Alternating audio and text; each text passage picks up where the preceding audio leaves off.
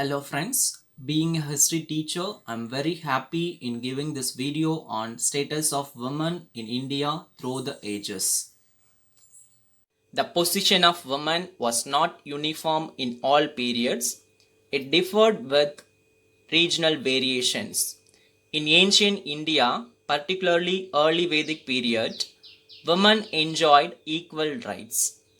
But with the passage of time, their status in the society found deteriorated as a result of frequent foreign invasions. They were subjected to many social evil practices, for example, sati, child marriage, Devadasi system, etc. During the British period, many socio-religious reformers like Rajaram Mohan Rai, Dayanand Saraswati, Keshav Chandra Sen, Ishwar Chandra Vidyasagar, Pandita Ramabai, Dr. Muthulakshmi Ammayar, Jyotirao Phule, Periyar EVR, Dr. Dharma Mal were the prominent leaders who fought for the upliftment of women.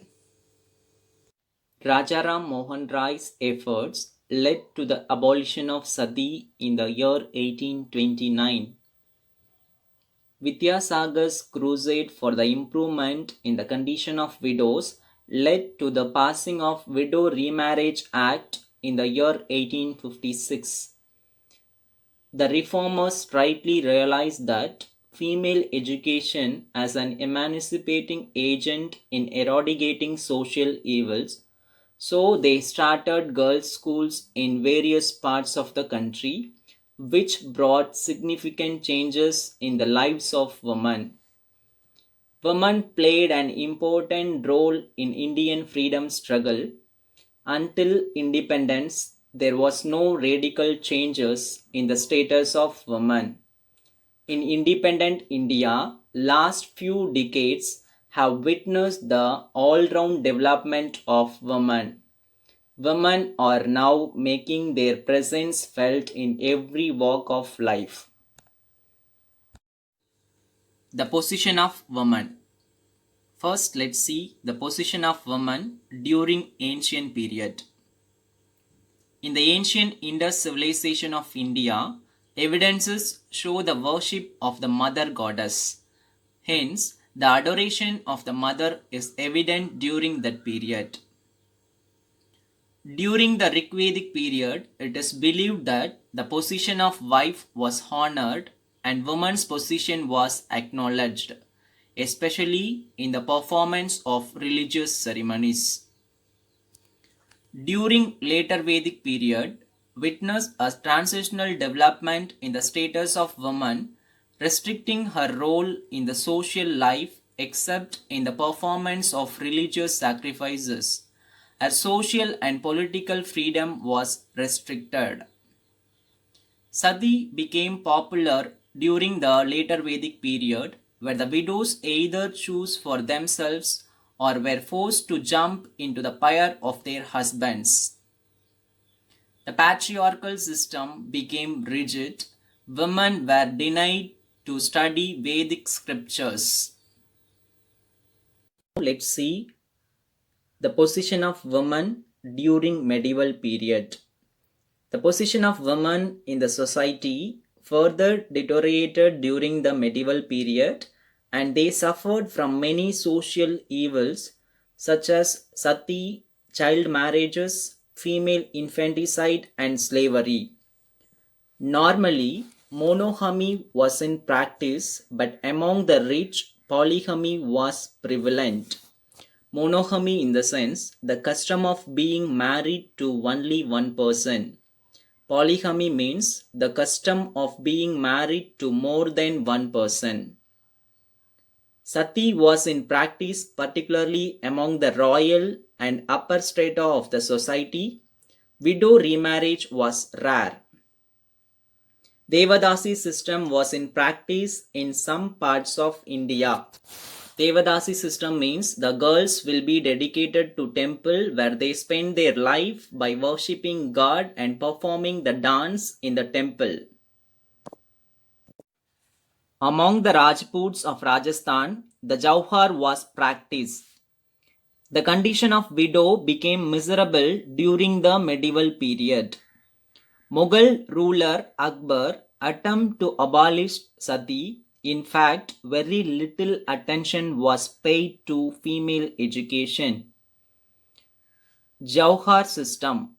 Jauhar refers to the practice of collective voluntary immolation by wives and daughters of defeated Rajput warriors in order to avoid capture and dishonor. In spite of general determination, we can find some exceptions. Razia Sultana, Queen Durga Devi, Chand Bibi, Noorjahan, Jahanara, Jijabai, and Mirabai. These are all the women who proved gender equality during the medieval period. During medieval times, women's education was not completely ignored. Though no regular separate school seems to have existed, female education was informal. Girls usually had their lessons from their parents in their childhood. The rich appointed tutors to teach their daughters at home. The daughters of Rajput chiefs and zamindars studied literature and philosophy. Now let's see the status of women during British period. For centuries, women in India had been subordinated to men and socially oppressed.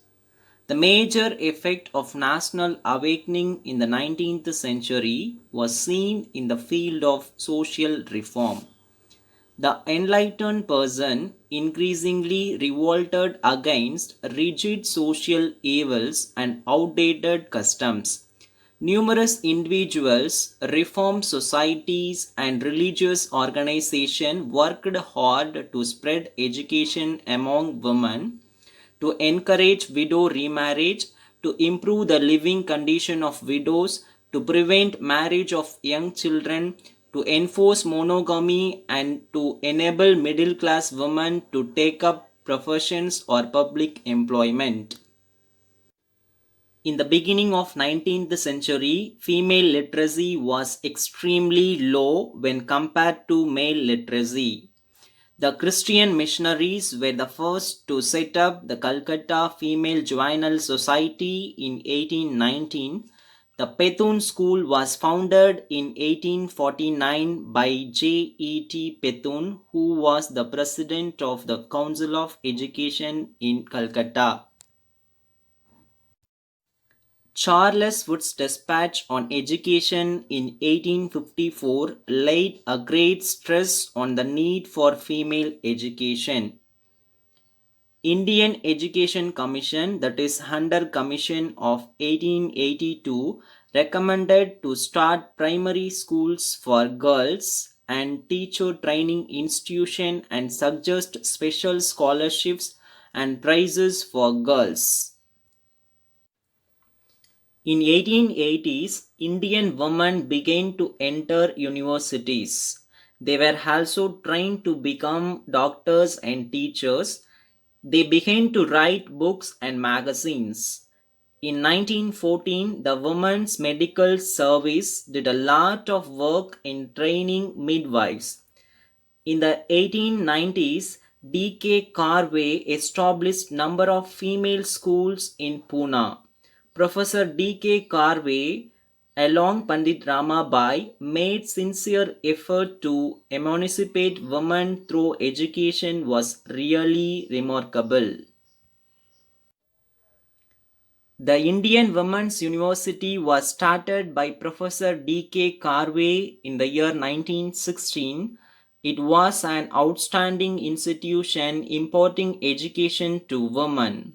In the same year, Lady Hardinge Medical College was started in Delhi. Thank you for watching.